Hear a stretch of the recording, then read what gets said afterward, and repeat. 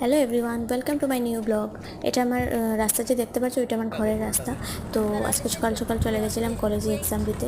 তাড়াতাড়ি বেরোতে হয়েছে, কারণ সকাল সকাল গাড়িও পাওয়া যায় না, তার জন্য একটু টেনসড ছিলাম।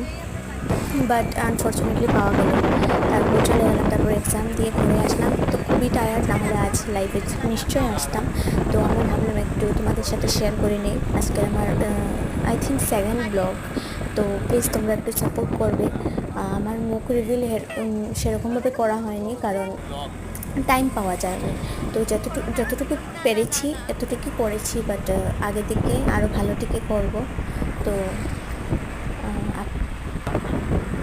তো আপনারা প্লিজ সাপোর্ট করবেন।